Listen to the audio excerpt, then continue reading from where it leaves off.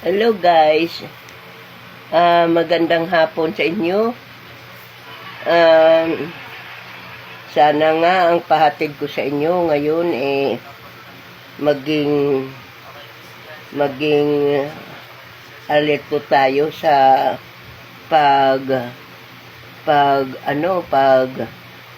pagpapasalamat lagi sa Panginoon Diyos at Juan.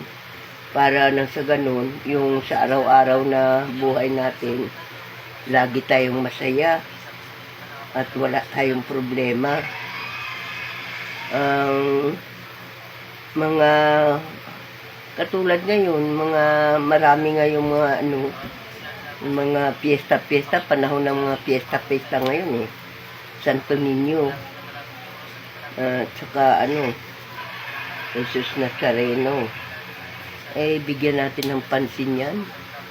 Kasi malaking bagay, malaki ang magagawa niyan tulong sa atin sa pamumuhay natin at saka sa pang-araw-araw nating buhay.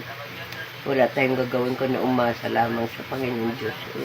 Yun lang ang mapapahatid ko sa inyo ngayong araw na ito. Salamat sa inyo guys Thank you.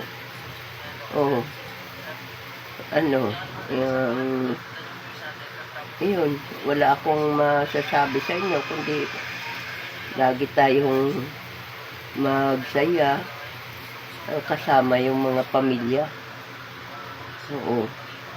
Wag nung yung alit-alitan. Sa mga kapatid natin.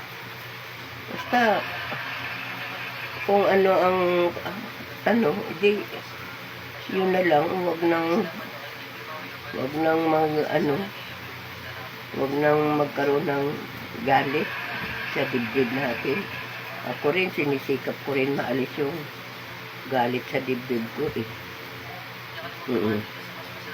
Yan lang po ang masasabi ko sa kanilang lahat.